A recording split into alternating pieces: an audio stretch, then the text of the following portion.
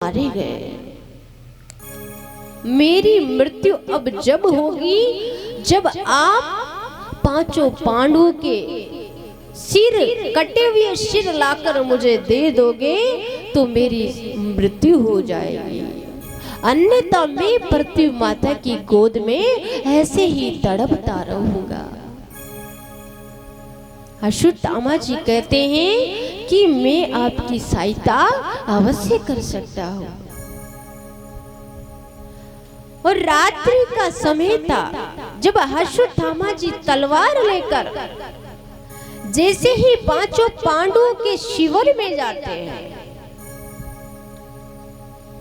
तो पांचों पांडवों की जगह जो उनके छोटे छोटे बालक थे उनके शिविर में चले जाते हैं।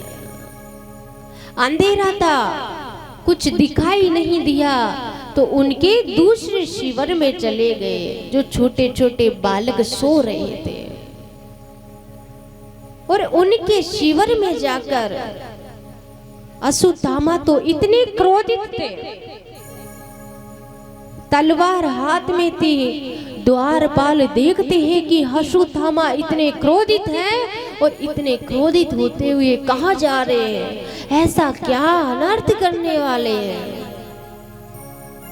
और अश्वत्थामा जैसे गया शिविर में घुसते ही छोटे छोटे नन्हे नन्हे बालक सो रहे थे और जैसे ही अपनी तलवार निकालता है और छोटे छोटे बालकों के ऊपर उनके सिर जैसे ही तलवार से वार करते हैं और धड़ से सिर जड़ से अलग हो जाता है। और जैसे ही सिर अलग हुआ और पांचों सिर को लेकर और दुर्योधन के पास आते हैं। जब दुर्योधन दूर से देखता है तो दुर्योधन को लगता है कि पांचों पांडवों के सिर आ रहे हैं। तो दुर्योधन बहुत खुश होता है। जब दुर्योधन बहुत खुश होता है और पास आकर देखते हैं कि छोटे छोटे नन्हे नन्हे बालकों के सिर है तो दुर्योधन अश्वत्थामा से कहते हैं कि हे मित्र, ये तूने क्या अनर्थ कर दिया। उस मैया के ऊपर क्या गुजरेगी, उस द्रौपदी के ऊपर क्या गुजरेगी। तूने तो कौरव पांडवों के तो कोई वंश में बचा ही नहीं, तूने कैसा अनर्थ कर दिया। और अश्वत्थामा ने धोखे से छोटे बालकों के शिविर में घुस जाते हैं और पांडु की जगह उनका सिर जैसे ही ला कर दिए। अश्वत्थामा बहुत रोने लगे कि तूने ऐसा क्या अनर्थ कर दिया। अब तो पीछे पांडु की कोई गति कराने वाला भी नहीं बचा, तू ऐसा अनर्थ कैसे कर सकता है। मैंने इसलिए थोड़ी भेजा था, कम से कम देख तो लेते अश्वत्थामा कि मैं किसका सिर लेकर आ रहा हूं। और दुर्योधन बहुत जोर जोर से चिल्लाने लगा और चिल्लाते चिल्लाते मां पृथ्वी माता की गोद में और उनके प्राण छूट गए। अब उधर सवेरा होता है, सबको पता चलता है कि छोटे छोटे बालकों के धड़ से सिर अलग है। ऐसा अनर्थ कार्य कौन कर सकता है। द्वारपालों को पूछा जाता है कि रात्रि को शिविर में कौन आया था। तो द्वारपाल कहते हैं कि रात्रि को बहुत ही गुस्से में और अश्वत्थामा के हाथ में तलवार थी। हाथ से तलवार लेते हुए और अश्वत्थामा ही इस शिविर के अंदर गए थे। अश्वत्थामा को लाया जाता है, मां द्रौपदी के सामने उनको पेश किया जाता है।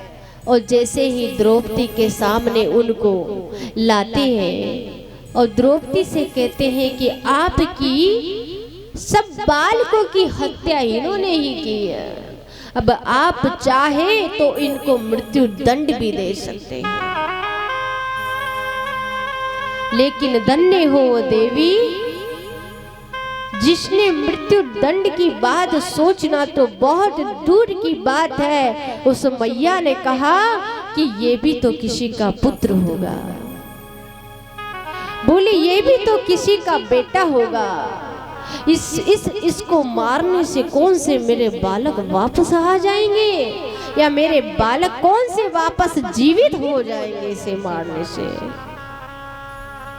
ये भी तो किसी का पुत्री होगा, इसकी माँ के ऊपर क्या गुजरेगी।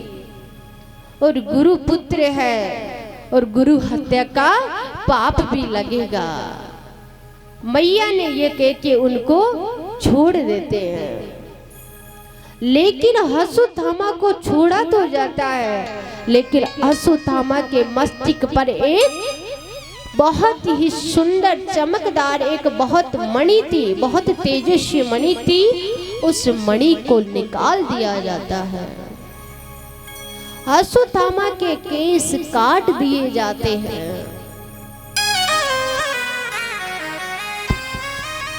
और जैसे ही उनके केस काट देते हैं और अश्वत्थामा को अपमानित कर देते हैं। अब जीवन में होता है कि जिस प्रकार से किसी व्यक्ति को अपमान कर देते हैं तो पूरे जिंदगी भर उसे पछतावा रहता है कि मैंने ऐसा गलत कार्य क्यों किया। पूरी जिंदगी भर पछतावा रहता है उनको। और अश्वत्थामा को अपमानित कर दिए और उनको छोड़ देते हैं। उनकी हत्या नहीं करते, उनको मृत्यु दंड नहीं देते। और वहां से अश्वत्थामा चले जाते हैं। और उसके बाद में अश्वत्थामा ने जो अभिमन्यु की पत्नी थी उत्तरा, उनके गर्भ में पांडुओं का आखिरी हंस पल रहा था। तो वहां पर भी अश्वत्थामा ने अपना ब्रह्मास्त्र चलाना शुरू करते हैं। और उत्तरा के गर्भ में राजा परीक्षित पल रहे थे। तो जैसे ही अश्वत्थामा ने अपना ब्रह्मास्त्र चलाना शुरू किया, अब उत्तरा दौड़ी दौड़ी किसी परिवार वालों के पास नहीं गई। हमारे जीवन में जब संकट आता है तो हम क्या करते हैं, सबसे पहले हमारे मिलने जुलने वाले रिश्तेदार सब लोगों से हमारी समस्या बताते हैं कि ऐसी ऐसी समस्या है, क्या करें और क्या नहीं करें। इसलिए जीवन में ये तो अपना एक पक्का निश्चय कर लो कि हमारे जीवन में चाहे कितनी भी कठिनाई आए, चाहे कितनी भी परेशानी आए, लेकिन हमें जो भी कहना है भगवान को कहना है। अगर आप आपकी समस्या भगवान से कहोगे, आपका दुख का निवारण भी उस परमात्मा के दरबार में ही है। किसी व्यक्ति के पास अगर जाओगे तो वो आपकी बात का समाधान एक दिन कर सकता है, 2 दिन कर सकता है, तीसरे दिन वो आपकी हंसी ही उड़ाएगा। इससे ज्यादा कुछ नहीं मिलेगा। जो पूरी सृष्टि के पालनहार है, सबको बनाने वाले, तो वो भगवान है। तो उस भगवान के पास ही जाकर अपनी अर्जी उसी के पास लगानी चाहिए। तो उत्तरा किसी के पास नहीं गई। उत्तरा ने सोचा कि जो अर्जुन की मदद कर सकते हैं, जो मेरी सास द्रौपदी माता की मदद कर सकते हैं, उनकी सहायता कर सकते हैं, तो वो भले मेरी सहायता क्यों नहीं कर सकते। मेरी भी तो सहायता कर ही सकते हैं। और उत्तरा दौड़ी दौड़ी भगवान के पास जाती है। और जैसे ही भगवान के पास जाती है और भगवान अपने सुदर्शन चक्र से ब्रह्मास्त्र को नष्ट कर देते हैं और उत्तरा के गर्भ में जाते हैं। भगवान ने जितनी भी बार अवतार लिया लेकिन कभी किसी के गर्भ के अंदर नहीं गए, लेकिन गर्भ के अंदर जाकर उसमें छोटे से जो राजा परीक्षित पल रहे थे उनकी जाकर एक सुरक्षा कवच बनाते हैं और ब्रह्मास्त्र को निष्फल करते हैं अपने सुदर्शन चक्र से और उनकी सहायता करते हैं। और जैसे ही उनकी सहायता करके और भगवान जैसे आते हैं तो अर्जुन ने सोचा कि भगवान तो मेरे लिए आए हैं।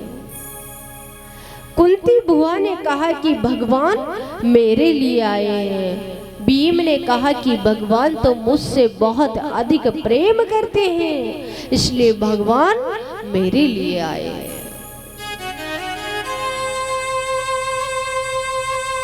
लेकिन भगवान कहते हैं कि मैं किसी के लिए नहीं आया, मैं आया हूँ विषम पितामह के लिए आया हूँ। और भगवान साक्षात विषम पितामह के लिए क्यों आते हैं? क्योंकि जब महाभारत का युद्ध चल रहा था तो विषम पितामह ने प्रतिज्ञा ली थी कि कल सवेरे होते होते पांडवों में से एक की निश्चित हत्या कर दूंगा। ऐसा संकल्प जब लेते हैं और विषम पितामह जब कोई प्रतिज्ञा लेते हैं तो वह प्रतिज्ञा अवश्य पूरी होती है। तो कृष्ण भगवान ने सोचा कि जब विषम पितामह ने अगर प्रतिज्ञा ली है तो अब प्रतिज्ञा को पूरी भी करेंगे। ऐसा क्या करें कि इनकी प्रतिज्ञा टूट जाए। तो विषम पितामह के शिविर में भगवान श्री कृष्ण द्रौपदी को बुलाते हैं और द्रौपदी को बुलाकर कहते हैं कि आप विषम पितामह के कक्ष में जाइए और जाकर आपको कहना कुछ भी नहीं है, उनको प्रणाम करके आना है, उनका आशीर्वाद लेकर आना है। और जैसे ही द्रौपदी विषम पितामह के शिविर में जाती है अब उनको लगा कि यहाँ पर पांडवों का उनका क्या कार्य अगर होगा तो दुर्योधन की पत्नी होगी, हो सकता है उसी ने चरण स्पर्श किए होंगे, उसी ने प्रणाम किया होगा। तो इतने में द्रौपदी को आशीर्वाद देते हैं विषम पितामह कहते हैं कि सौभाग्यवती बहो, उनको आशीर्वाद दे देते हैं, तथास्तु कह देते हैं। और जब उन्होंने अगर आशीर्वाद दे दिया इतने में विषम पितामह इतने संत, इतना तेजस्वी और इतना सत्य उनके पास था, इतनी शक्तियां कि कोई भी अगर कार्य गलत होता था तो उनको पता चल जाता था। विषम पितामह ने जैसे ही अपने नेत्र के ऊपर हाथ रखे हुए थे और नेत्र से जैसे ही अपने हाथ हटाते और देखते हैं कि ये क्या अनर्थ हो गया, मैंने तो आशीर्वाद दे दिया, कल सवेरे तो मैंने प्रतिज्ञा ली थी कि मुझे वो कार्य करना है। इतने में कोने में भगवान श्री कृष्ण खड़े खड़े ये सारा दृश्य देख रहे थे और विषम पितामह को कहते हैं कि विषम पितामह जी अब आप सोच लीजिए कि आपकी प्रतिज्ञा बड़ी है या फिर आपका आशीर्वाद दिया है आपने जो बड़ा है या आपका वचन बड़ा है। तो विषम पितामह कृष्ण भगवान से एक ही वर मांगते हैं, एक ही इच्छा थी उनकी, अंतिम इच्छा थी कि हे भगवान जब मेरा अंतिम समय हो तो मेरे अंतिम समय में आपके चरण, आपके दर्शन की मुझे अभिलाषा है। इसलिए भगवान श्री कृष्ण तो साक्षात विषम पितामह के लिए आते हैं और आकर उनको दर्शन देते हैं। तो आप सब भी भगवान से ऐसी प्रार्थना करो कि हे प्रभु, जब अंत समय आता है तो मुख के माई राम कभी आता ही नहीं है, लेकिन हमारा अंत समय हो तो हमारे मुखारविंद से भगवान का नाम निकले, भगवान के दर्शन की अभिलाषा हो। बोली कृष्ण कन्हैया लाल की। कोई शाम सुंदर से कह दो ये जाकर,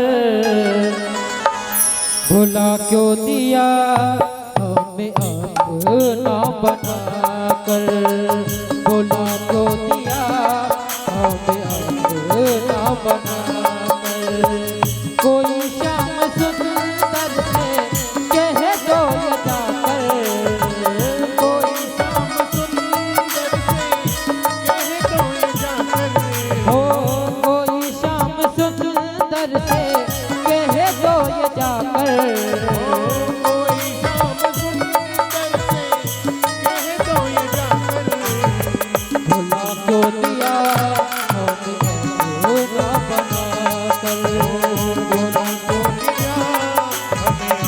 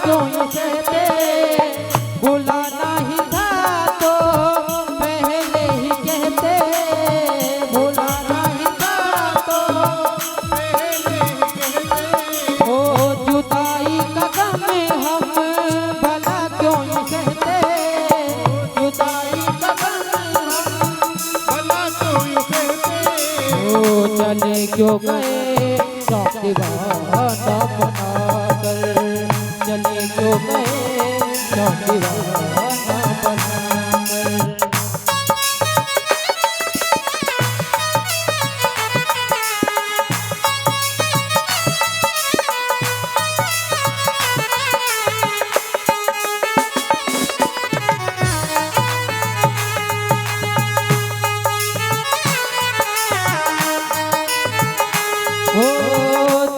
पल में झोली वो भर देगा, तेरी पल झोली वो भर देगा, दुख दर्द जिंदगी के वो हर लेगा, दुख दर्द जिंदगी के वो हर लेगा, हो तेरी पल में झोली वो भर देगा, तेरी खाली झोली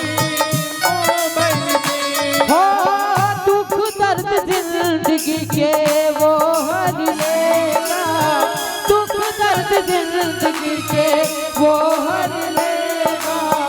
चौखट पे सर को नमा कर तो देखो, चौखट पे सर को नमा कर तो देखो, एक बार वृंदावन जा कर तो देखो, एक बार वृंदावन जा कर तो देखो, सांवरे को दिल में बसा कर तो देखो, सांवरे को दिल में बसा कर तो देखो, दुनिया से दिल को हटा कर तो देखो, दुनिया से दिल को हटा कर तो देखो।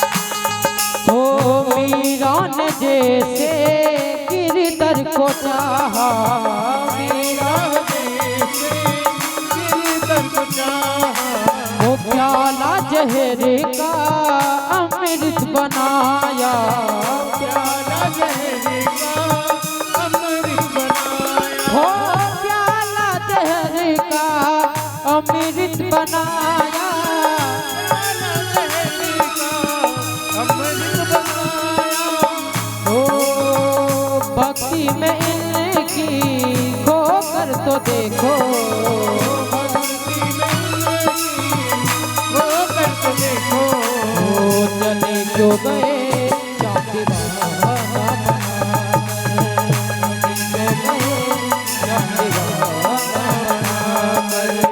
कोई शाम सुंदर से कह दो ये जाकर, कोई शाम सुंदर से कह दो ये जाकर, वो भुला क्यों दिया हमें अपना बना, भुला जो दिया हमें अपना बना, भुला क्यों दिया हमें अपना बना, भुला जो दिया हमें अपना बना कर, हमें अपना बना कर, हमें अपना बना कर।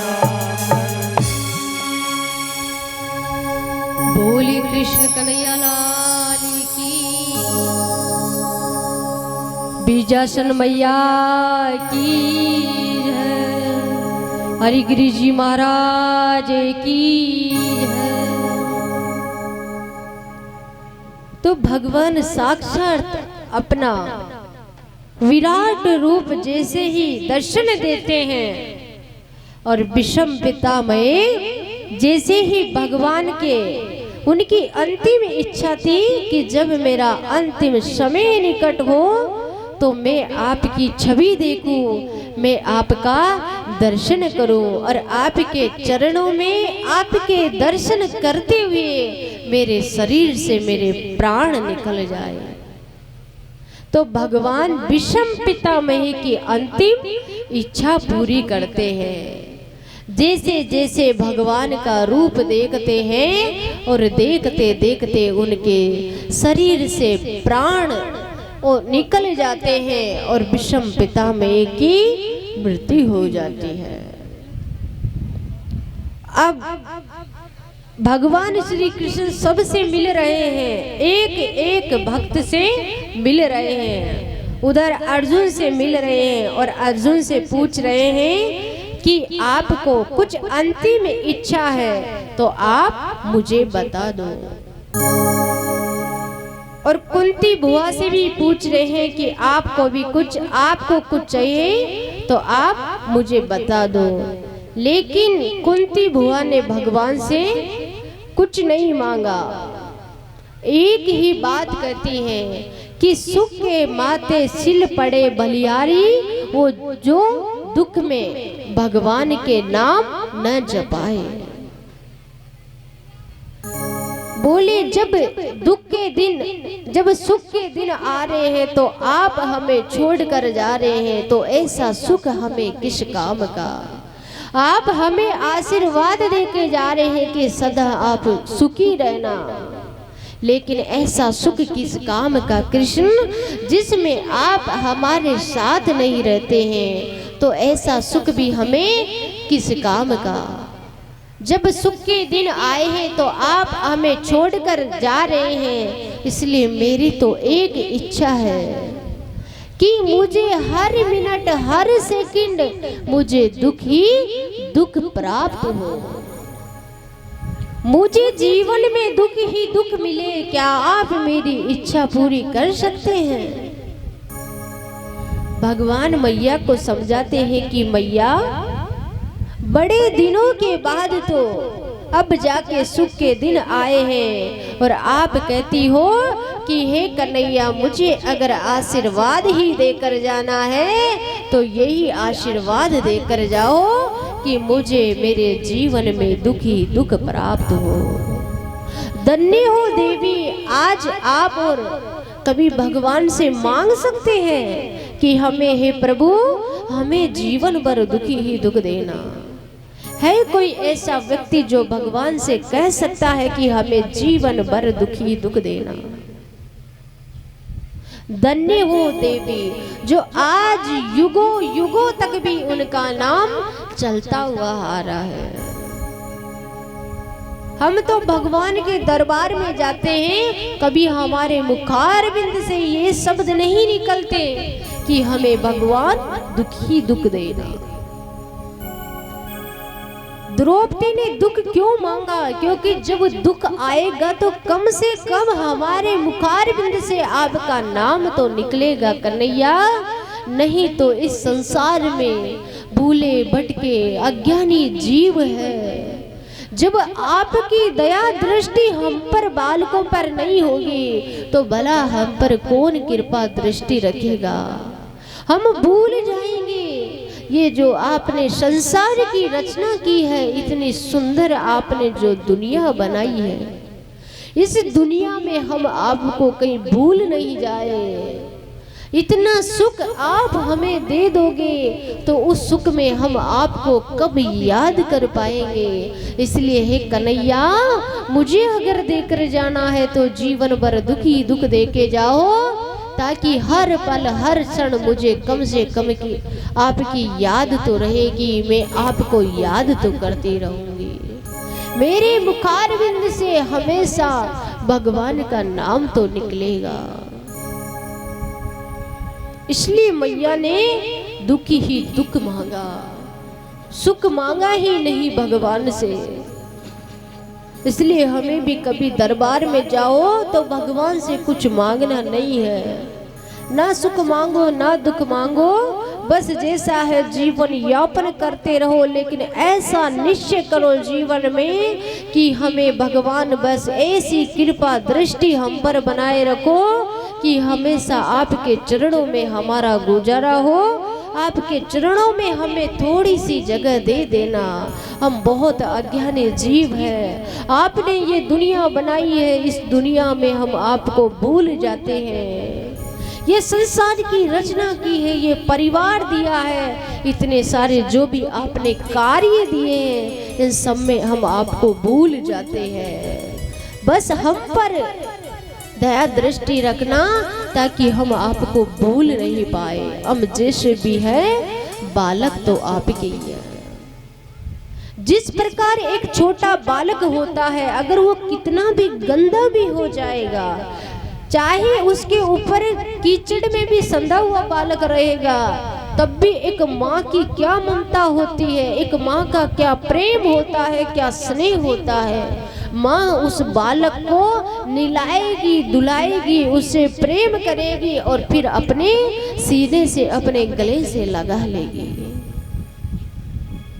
उसी प्रकार वो भगवान भी ऐसे कृपालु और ऐसे दयालु है कि भगवान कहते हैं कि हे मानव, तू चाहे सो पाप करके भी अगर तू मेरी शरण में आ जाता है तो मैं तेरे संपूर्ण पापों को नष्ट कर देता हूँ।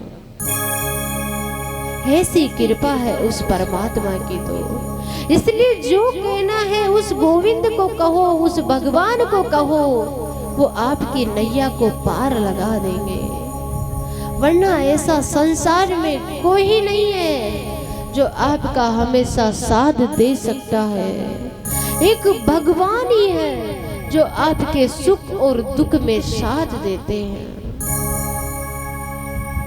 अब कई व्यक्ति सोचते हैं कि भगवान तो हमें दिखाई नहीं देता है, हम भगवान को सत्य किस प्रकार से मान लें।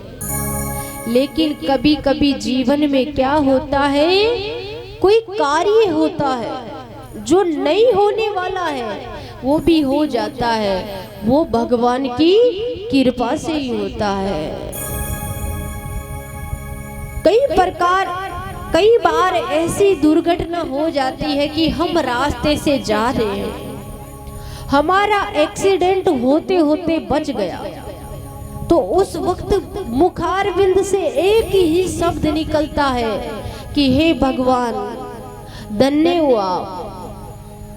कोई भगवान विष्णु को मानता है, कोई बालाजी महाराज को मान